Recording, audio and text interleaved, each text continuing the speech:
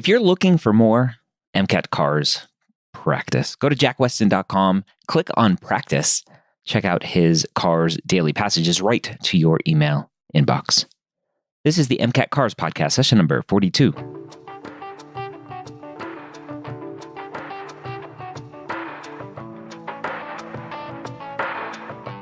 The cars section of the MCAT gives thousands of pre-meds nightmares every night. Whether you're an ESL student, lack confidence while reading, or a slow reader like me, Jack Westin and the medical school headquarters are here to help you score higher in every section so you can be confident you're ready to get the MCAT score of your dreams. Welcome to the MCAT Cars Podcast. My name is Dr. Ryan Gray. If you are new to the MCAT Cars Podcast, welcome. Thank you for coming. You should know that you can follow along in our show notes on our webpage at mcatcarspodcast.com. Find the episode for today, the show notes for today. And you can also, however you are listening to this, if you're listening to this on your smartphone, you can tap the image or swipe over on the image if you're listening in a podcast app. And you'll have a link to the article that we will be referring to in this podcast. So you can follow along with us or follow ahead of us, actually, is what I recommend, so that you can read, you can try to understand before we cover what we go through. So with that said, let's go ahead and jump in to our next passage. Jack Westin back for some more MCAT Cars podcasts. Did you go back and pick up some medieval books to see if you could get some action in? Action, but also the modern kind of literature to see their feelings, you know? Yeah, I mean, that's Game of Thrones for you. Yeah. It's a modern twist on the medieval stuff. Lots of action. And then, but we really got to dive into what they're thinking. Although I've never really watched Game of Thrones. That's just my assumption. You've never watched Game of Thrones? I watched about 10 minutes of the first one and I'm like, yep, not for me. It's one of those things where you have to watch the whole the first season to really get into it. But I promise you it's worth it if you can. Nope, not going to do it. You can yeah. It took me a while to finish all of them, but yeah, I think it's a definitely good show. I think you'd like it a lot, actually. Yeah, no, I'm good. All right, what do we have in store for us today? Hopefully not Game of Thrones. No, this is definitely different. It's going into economy. So something that I think a lot of students kind of struggle with because let's face it, the economy is not the most interesting thing. The thing I like about this passage is it establishes a truth. It establishes a way of life. And then it discusses the pros and cons of people who change that way of life. So this is a common theme throughout MCAT passages is they'll define something in a certain way. And then they'll describe why, if it changes, it's good or it's bad. Okay. All right. As always, follow along with us with the article in the show notes. Paragraph 1, before capitalism, there was work. Okay. Simple, straightforward. So I think capitalism, some students may go, oh, shoot, like what's the definition of capitalism? But I'm going to ignore that and hopefully just keep moving. You know, that's a great point. Most economy passages have something to do with capitalism or Marxism or socialism, whatever, right? Doesn't hurt to like after you listen to this article or this podcast or read this article, go back and just Google capitalism and communism and Marxism and whatever it is that may trouble you. But ultimately, you're right. It doesn't matter. As long as you know that there was work before capitalism, before this idea, this concept of capitalism, you should be okay. Yeah. Okay. Before markets, before even money, there was work. So again, apparently our author is interested in work. Yeah, and that's another way of looking at capitalism, right? They're kind of educating you, money, markets, right? So that's capitalism for you. Our remotest ancestors, hunting and gathering, almost certainly did not see work as a separate, compartmentalized part of life in the way we do today. So just painting this contrast of our ancestors hunting and gathering, work was just kind of life, and now we consider work to be kind of a separate part of our life, but a compartmentalized part of our life. Yeah, definitely kind of implying that today, maybe that, work is separate from our lives in some ways. So that's further establishing that work has always been with us. Yep. But we have always had to work to live. Okay. So just saying working and living are kind of go together. Even in the 21st century, we strive through work for the means to live. Hence the campaign for a quote living wage. So the author is painting this picture of work and living, and how work has kind of always been part of our life to live, and then ends with this quote living wage campaign. Sounds good. I mean, you just have to know that we have been working. Work is an essential part of the human experience. That's the truth that the author is establishing. Yep. It's not a fact. It's an argument. It's it's something that the author is very much in line with and wants you to know. Mm-hmm. So you have to know going into the next paragraph that the author cares about work and how work is really part of us. Okay. As a species, we like to define ourselves through our thoughts and wisdom as Homo sapiens. So the author is saying that we as a species, we because we think and we have wisdom, that's kind of defines us.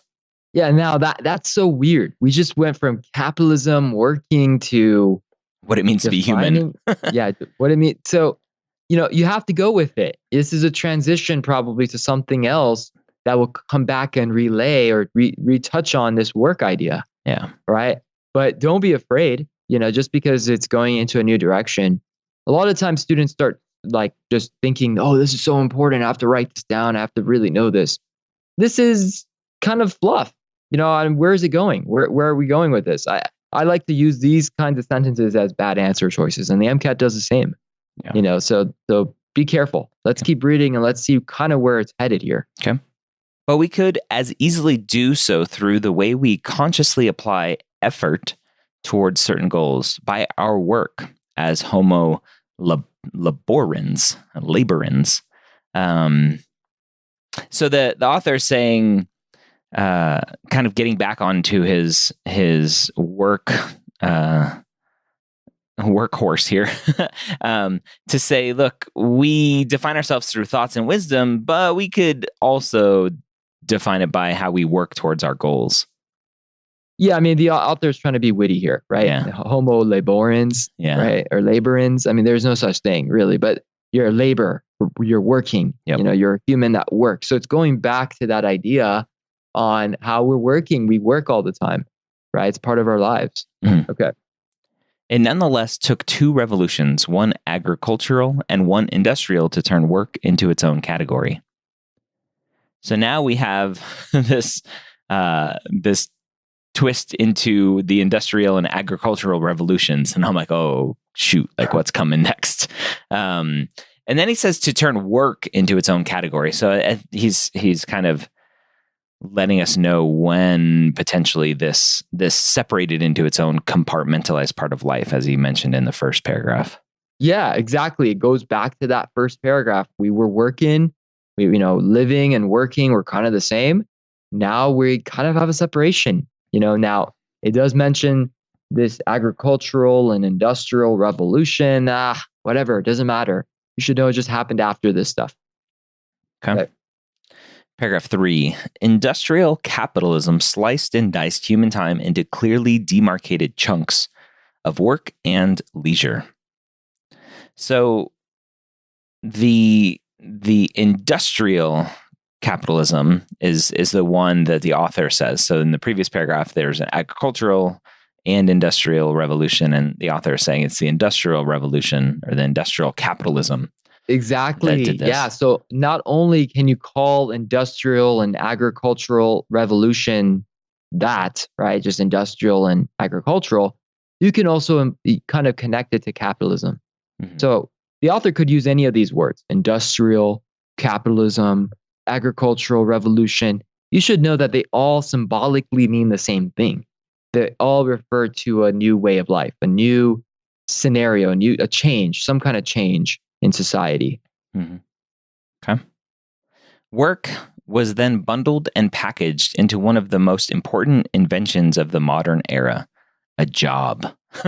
So funny to read it in that way. Like, we have this new invention. It's called the job. Okay, so the author pointing to what came out of this industrial capitalism, which is a separation, right? Job versus leisure. Yeah. Work versus leisure, right? So before, work was part of our lives. We just worked and lived, and we didn't have the separation. Yep. But now we have this separation. Go ahead. From this point on, the workers' fight was for a job that delivered maximum benefits, especially in terms of wages, in return for minimum costs imposed on the worker, especially in terms of time. So, oh man, the author is pointing out kind of what came from a job with employers wanting the goods from the worker, but not paying a lot, and the worker wanted time as well, or something like that. Yeah, I think everyone could relate to this, right? Yeah. So you have a job, you want time off, right? So in a way, the author is kind of discussing most people's lives. Yeah. Right? Like this idea that we have to work and then we have to have, fun. Why can't we have fun and work at the same time? Right? Like why did these capitalist societies separate work from having fun? Probably because they want to make more money, but they don't say that. Never. So let's go ahead. Yeah. All right, next paragraph. For Karl Marx, the whole capitalist system was ineluctably rigged against workers. So we're given this name. Some people may recognize it, some people may not, but that's okay. So we're given a name, and I think the biggest takeaway is that Marx thought that the capitalist system wasn't very good for the workers. Yeah, you don't need to know who Karl Marx is, but I'm sure if you've taken any kind of history class, you probably have come across his name. Yeah. I mean, this dude probably caused like 50 million, 100 million people to die because of his ideas. But in any case, this guy's going against capitalist systems. That's all you have to know. And you have to know that this guy's against jobs versus leisure. Like, he doesn't want that separation to some extent. Okay. Whatever the short-run victories of the trade unions, the capitalists retained the power, the ultimate control over workers' time. So this next sentence makes me mad, because I'm like, wait a minute, trade unions? We haven't talked about trade unions yet. And so I would start freaking out at this point, going, uh-oh. But because I listened to Jack Westin, I'm just going to keep reading and hope that I get some more information. Well, let's think about the first sentence. The first sentence said ineluctably rigged against workers. Yep. Right. So inescapably, that's kind of what it means. Rigged against workers. So the author is trying to say Karl Marx believes that basically workers are being taken advantage of. Yep. In some ways, it's rigged. They're screwed in some ways, right? Yep.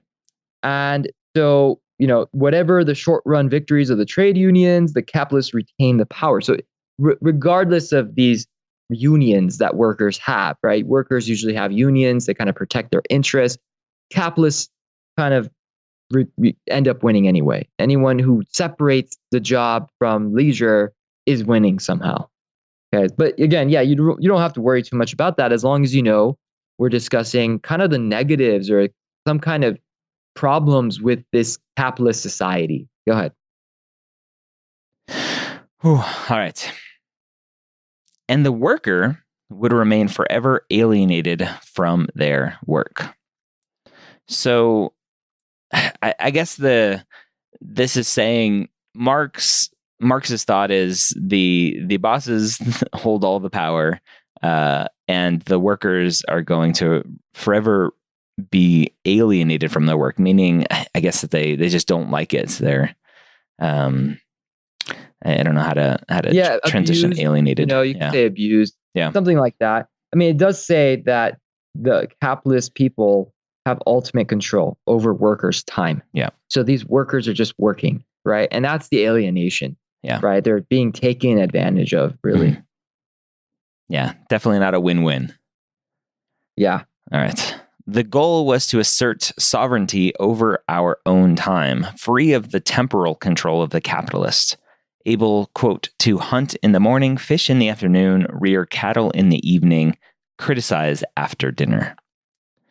So the goal, I'm assuming, is talking about Marx's goal would be that we own our own time, free to do kind of whatever we want. Exactly. So the alienation is really the transfer of ownership of our time, right? Like we're being sold like a good, you know? So in this case, Marx is saying, no, we don't want to be sold as if we're goods. We want to control our own time. You know, we want to do what we want to do. Go ahead. So next paragraph. The problem of alienation is far from solved. So the author is saying, hey, we still have issues of capitalist power. I'm assuming. Well, yeah, exactly. Yeah. Okay. This capitalist power alienation is still a problem. Yeah. Only 1 in 3 American workers say they feel, quote, engaged with their work. So giving a little bit of details here of what American workers specifically feel about their work. But in terms of material conditions of life across the broad sweep of economic history, capitalism has delivered pretty well for most workers.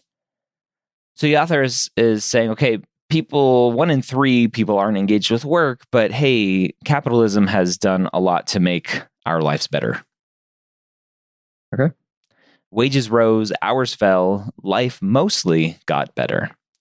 So just some more examples of how capitalism helped. Global poverty halved, so helping with poverty. As an economic system, socialism fell from grace, and by and large, and in spite of recent rhetoric on the American political left, continues to fall. So we have a little political stuff brought in, but basically the author is saying, hey, even though we still have some people who aren't engaged with their work, they're, quote, still alienated. Capitalism has done a lot for the world. Poverty is reduced and wages are going up and lives are mostly better. Yeah, but the thing is, there's still this problem, right? So despite the fact that capitalism has been working out for so many, there's still a problem, right? That's kind of where the author wants to go. Yep. Still not perfect. Good. So what do you think is the main idea of this passage? Ooh. Do you want to read the question here? Yeah, we could do the question, but I want to know the main idea first. Oh, okay. So the main idea is that kind of we as humans, we work. It's always been part of us. And the author goes on to talk about capitalism becoming a huge part of our work and defining our lives. And the separation of work, right? Work and life. And does the author like that or not like that? I think the author, I would say the author is somewhat neutral, but that last paragraph says, hey, this is still a problem. So maybe a little bit more on the negative side. Yeah, I mean, probably doesn't like this kind of association to work, right? This new way of looking at work. Mm-hmm. But yeah, I mean, we don't have to assume anything else, right? We just know, okay, this is how work was. This is how work is becoming, right? And that's a problem to some degree. Yeah. That's it. Okay, so let's go ahead and do that question. So the question for this, the author's primary purpose is to A, argue against the separation of work and leisure, B, suggest that bosses should treat workers better, C, advocate for a world where people need not work, or D, explain people's current relationship to their work. Oh man, these questions are hard. So let's go one by one here. So argue against the separation of work and leisure. It's interesting that he talks about Marx and potentially that is an argument against separation and leisure. I don't know if he actually was for what Marx thought or not. So not so hot on that one. B, suggest that bosses should treat workers better. I don't think anywhere in there talked about that.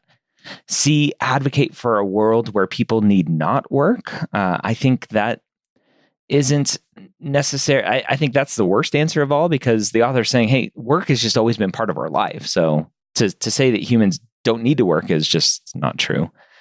And then D, explain people's current relationship to their work. So I'm between A and D. So 50-50, hopefully, if I got rid of the other two answers appropriately. Oh man. I don't see an argument against the separation of work and leisure. So I would go with D, just explaining the relationship to their work now. That's it. D is very general, but for a question that's so vague, right? What's the author's primary purpose? So general, right? That kind of question, a general answer is best.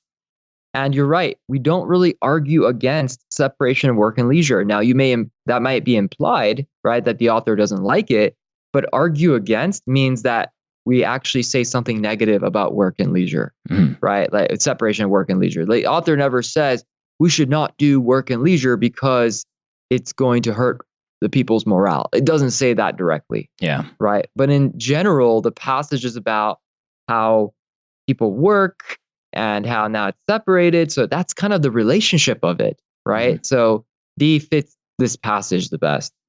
Yeah, you're right. B is, C is definitely the worst answer. Yeah. Advocate for a world where people need not work. The author is actually contradicting the author. The author said there is work. There will always kind of be work, right? It's part of us. Yep. We're homo laborans, right? We're laborans or whatever you want to call it. So that's out for sure. And then B suggests that bosses should treat workers better.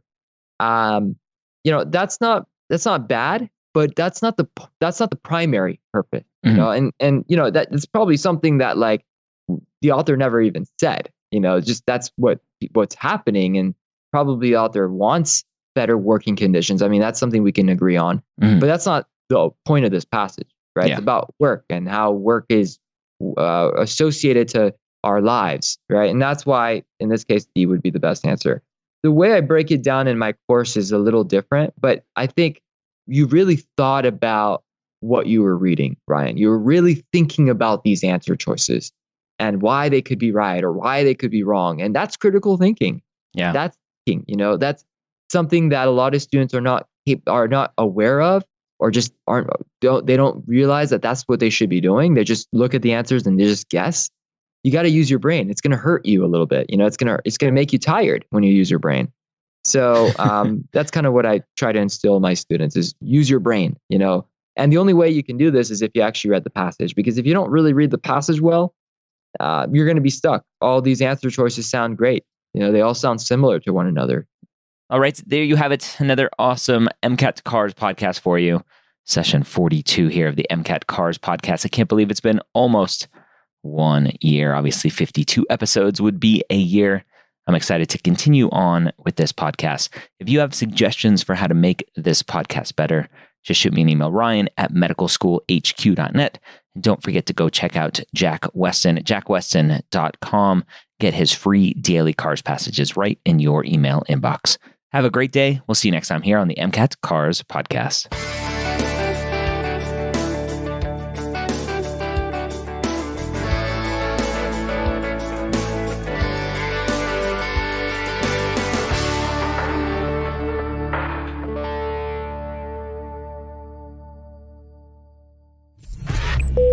This is MedEd Media.